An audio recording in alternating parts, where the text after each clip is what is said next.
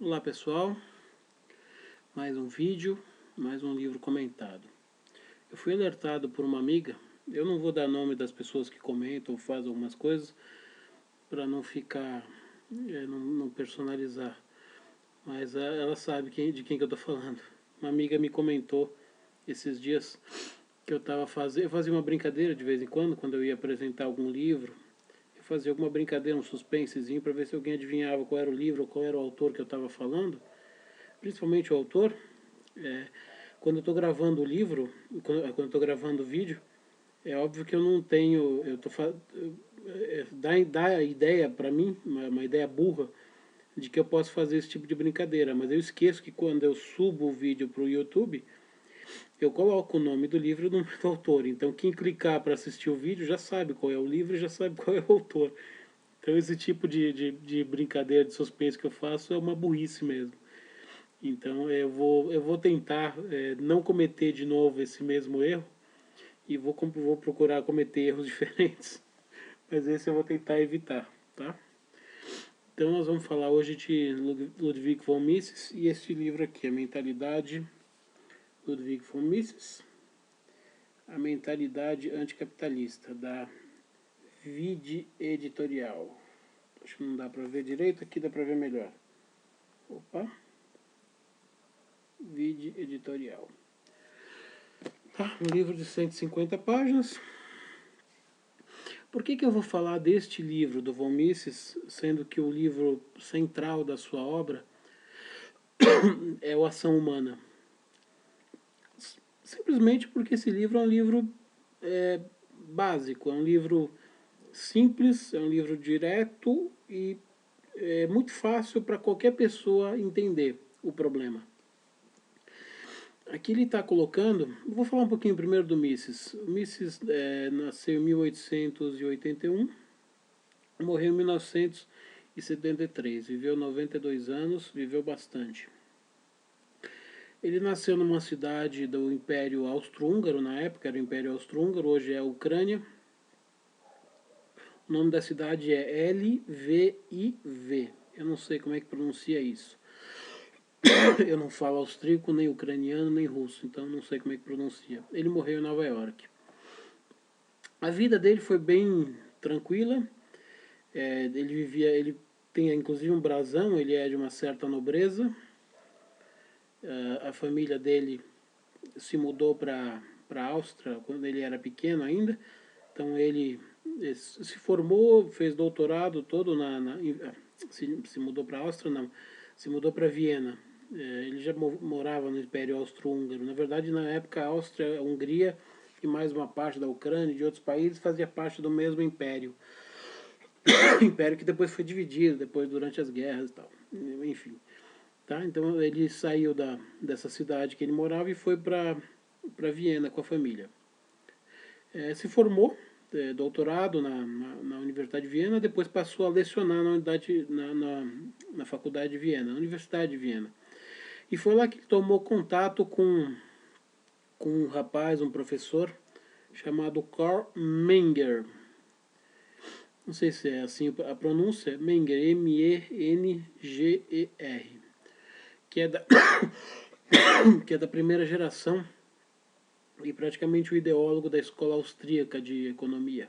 Uma escola muito famosa e que os seus argumentos valem até hoje. O Mises, desculpa, o Mises é provavelmente o maior expoente da sua escola austríaca. Então ele ficou lá, lecionou até 1934. Aí com o advento do nazismo já começando a aparecer, Hitler já tomando o poder na Alemanha, ele se mudou para a Suíça, ficou de 34 a 40 na Suíça. Em 40 já tinha começado a Segunda Grande Guerra, que começou em 39 e foi até 45. Aí ele achou, como ele era de família judaica, família judia, ele achou por bem deixar a Europa, porque já estava prevendo que o Hitler ia fazer um problema, ia criar um problema grande ali para os judeus na Europa, como já estava criando. Então ele foi para os Estados Unidos através de uma ajuda do Instituto Rockefeller, que ele ajudava grandes cérebros, cientistas, pensadores europeus, judeus que estavam em perigo na Europa, ele ajudava e trazia para os Estados Unidos. Então, Mises foi um desses. Chegou em Nova York e passou a lecionar na Universidade de Nova York, que ele lecionou até a sua morte. Lecionou e também foi consultor de algumas empresas, montou um instituto, inclusive, de economia, e escreveu grande parte dos seus livros. Inclusive esse livro aqui, em 1956, foi escrito já nos Estados Unidos.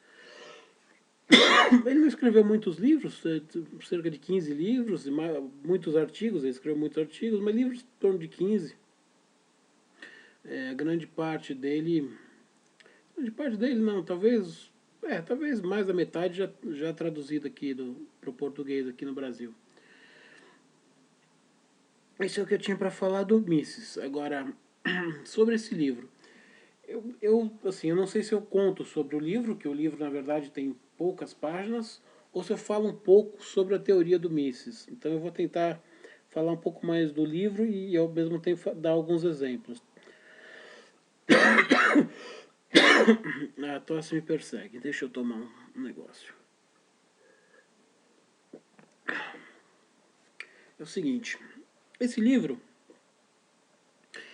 ele vai falar de vários setores da vida humana que produzem o tal do sentimento anticapitalista, a mentalidade anticapitalista. Vem do cinema, vem dos livros, vem do imaginário popular, vem das pessoas, vou falar do Brasil, tá? Vem das pessoas que escrevem a maioria das revistas.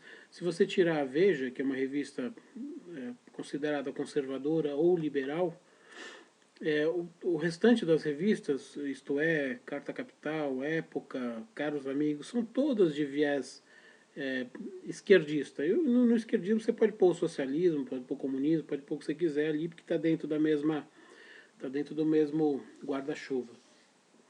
E nos jornais também, tirando o Estadão, que às vezes puxa mais para o centro nos seus editoriais, mas a maioria dos colunistas, dos articulistas, continuam nesse pensamento mais com viés mais à esquerda. Então, por que esse pensamento socialista ele é tão atraente? Ele é muito simples de explicar. Você pega o Brasil, são 200 milhões de pessoas. Obviamente que a grande parte dos brasileiros é pobre. A grande parte dos brasileiros não tem muitos recursos. Então, quando você diz para um brasileiro pobre que ele é pobre porque tem um cara ali no bairro vizinho que é rico, ele vai achar excelente esse argumento. Fala, olha, então a culpa não é minha que eu sou pobre, a culpa é do cara que é rico. O cara está com muito dinheiro e ele está com uma parte do meu dinheiro.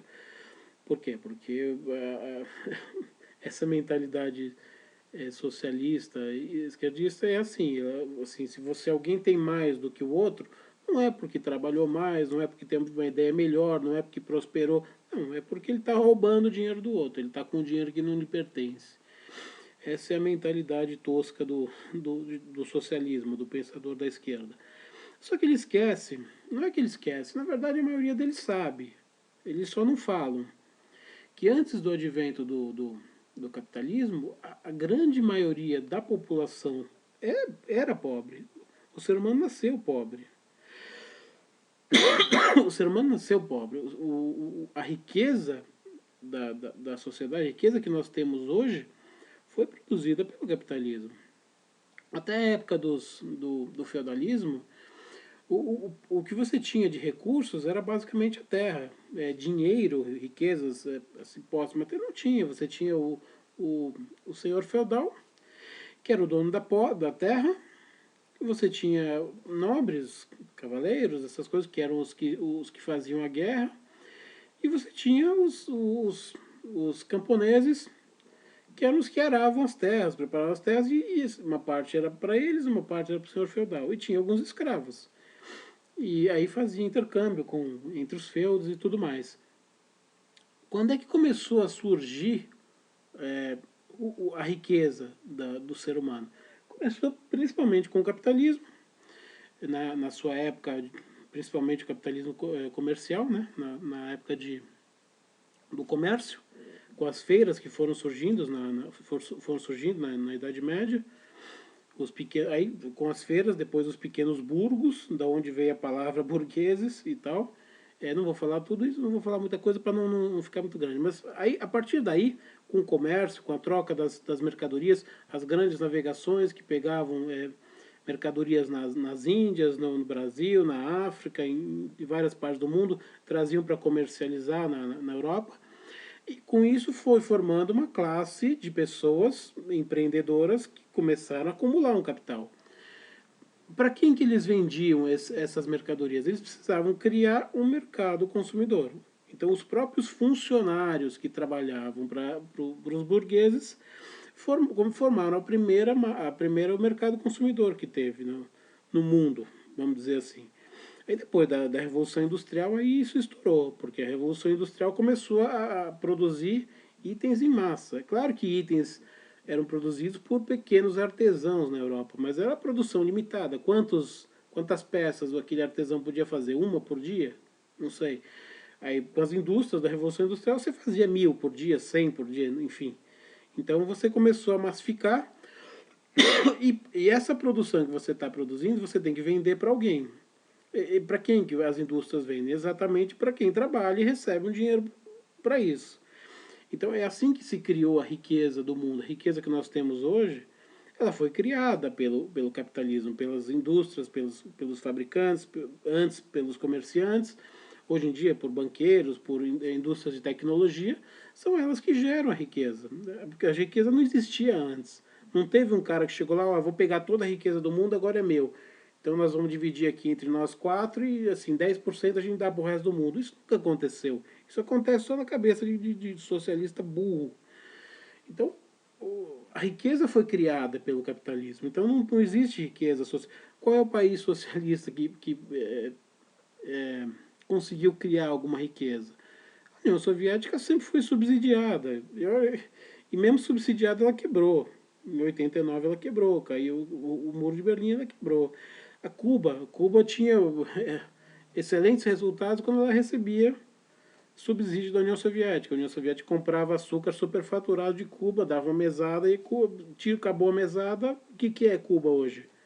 Acho que Cuba só está melhor que o Haiti, né, daqui na América Latina. Então, China. O que era a China depois da Revolução Comunista? Matou milhões de pessoas de fome ou de tiro. Quando que a China se tornou o segundo país mais rico do mundo em PIB? Não em distribuição de renda, em PIB. Quando os membros do Partido Comunista descobriram que a economia comunista não funcionava. A parte econômica da economia planificada, socialista, não funciona. Nunca funcionou. Aí eles abriram o mercado, eles seguraram, retiveram o poder político e abriram a parte da economia para aqueles porcos capitalistas malvados que os comunistas odeiam. A partir daí, coisa de 20, 30 anos atrás, a China se tornou o segundo maior PIB do mundo. Até hoje é o segundo maior PIB do mundo e continua crescendo muito. Milhões de chineses que morriam de fome, hoje têm empregos, hoje consomem mercadorias, hoje estão incluídos no mercado de trabalho. Quem fez isso? O capitalismo, quando entrou na China. E para o Partido Comunista Chinês é uma maravilha, porque eles ficam com 50% de tudo que é produzido na China. Tudo que é as empresas que entram na China, metade é governo chinês e metade é do capitalista. E ainda assim é um bom negócio para o capitalista, ainda assim eles conseguem ganhar dinheiro. E é excelente para o Partido Comunista que eles conseguem ganhar dinheiro finalmente com a economia, porque antes eles não conseguiam, e através disso eles vão se armando, vão continuando a manter o poder político, que eles vão continuar por mais um bom tempo, a não ser que aconteça alguma coisa diferente. Então a China é o exemplo claro de que a economia planificada socialista não tem como progredir. Ludwig von Mises prova num argumento muito interessante dele, que não está nesse livro, mas aqui ele dá uma pincelada, que ele explica por que a economia planificada socialista não funciona. Não funciona de uma maneira muito simples. Como é que é estabelecido o preço de uma mercadoria no mercado. Basicamente entre oferta e procura e alguns outros elementos que estão no meio disso aí. Numa economia socialista, quem dita o preço não é o mercado, porque você não tem mercado privado. Quem dita o preço é o governo. E como é que ele faz esse cálculo de preço se não tem oferta e demanda? Ele é o único cara que tem os meios de produção. Ele vai ter que chutar um valor, e esse valor é chutado, não é um valor de cálculo. Então, se você não tem como calcular preços, como é que você vai planificar uma economia? Você não consegue planificar uma economia. Então você quebra, como aconteceu com todos os regimes socialistas. Ou você quebra, ou você abre a sua economia para o regime capitalista, como fez a China. Não tem para onde correr. É a história que está dizendo isso, não são os argumentos. A história demonstrou que nenhuma economia socialista conseguiu prosperar. E nunca vai prosperar porque ela não foi feita para isso. Agora, aqui ele trata também de problemas assim do cidadão comum. Reclama que no capitalismo tem os caras que são mais ricos, menos ricos. Mas vamos pegar os últimos anos, os últimos 30 anos, 40 anos. O capitalismo é o único sistema que te dá chance de enriquecer se você tiver uma boa ideia. Pega a Bill Gates da Microsoft. Ele não era um milionário. Ele não era um nobre, um tal. Ele teve uma grande ideia. Ele teve uma ideia que deu certo e que tinha consumidor para isso e ficou bilionário.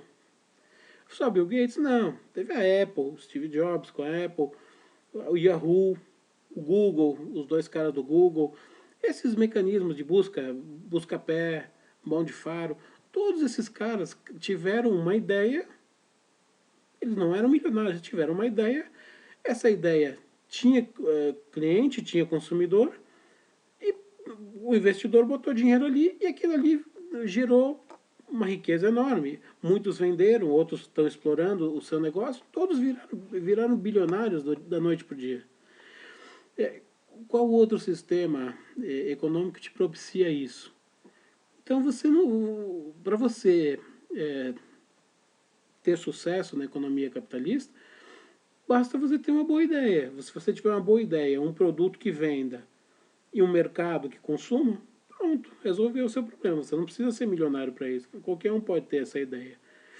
Então, é assim que funciona. E outra, você vai dizer, e as pessoas que têm empresas gigantescas, essas aí já nascem, não, de repente não. O cara nasce, o herdeiro dessa empresa, ele não sabe administrar aquilo ali. Vem um concorrente que tem um produto melhor que o dele, ele começa. Quantas empresas quebram? Um monte de empresas quebram. Por que quebram? As pessoas já nascem com a empresa ali. Então, teoricamente, se fosse um sistema estável, as empresas não quebravam. Quem nascia empresário morria empresário. Hoje não é assim mais. Se você tem uma indústria que você não administra bem, ou se você tem um concorrente melhor que você, produtos mais baratos e mais interessantes, você vai perdendo mercado e você quebra. Então, o capitalismo não é um sistema estável, ele é um sistema dinâmico, é um sistema de grandes ideias. É isso, é o sistema do empreendedorismo. É só isso. Então, mas você não teve uma boa ideia, então você tá pobre, você não prosperou. Bom, mas aí a culpa não é do sistema, a culpa é sua. Se você não teve uma grande ideia para ficar milionário, outras pessoas tiveram. Se você não teve, o problema não é do sistema, o problema é seu. Tá certo? É isso. Aqui, né, nesse livro, ele mostra como é o pensamento da mentalidade das pessoas, como a indústria do entretenimento, Hollywood, livros, jornais, peças de teatro, essas coisas, como eles, através da arte ou através da literatura, eles conseguem colocar uma mentalidade. Na verdade, eles conseguem formar uma mentalidade anticapitalista, dizendo como se fosse o capitalismo o mal de tudo que acontece no mundo, que a gente sabe que não é verdade. Bom, eu não vou me alongar mais, tá? Esse livro aqui eu comprei em livraria, porque eu não gosto de livro virtual, mas quem gosta de e-books, por exemplo, basta entrar no site mises.org.br, você consegue baixar esse livro grátis, em PDF, em e-book, em MOB. Tá? MOB é para Kindle, e-book é para iPad e PDF é para computador e outras mídias. Tá bom? Então quem não quiser comprar o livro físico pode baixar em e-book gratuitamente. Ninguém tem desculpa para não ler o livro, certo? Esse vídeo ficou grande porque o assunto é muito interessante e tinha muito mais coisa para falar. Infelizmente não vai dar mais, tá? Então quem gostou, dedinho para cima. Não gostou, dedinho para baixo. Se quiser ser informado cada vez que eu colocar um vídeo no canal pelo YouTube, você clica aí em inscrever-se no canal. Esse canal é uma mostra e uma demonstração das minhas palestras e aulas literárias. Se alguém tiver interesse, o meu contato está na descrição do vídeo. Então é isso, uma saudação e até a próxima.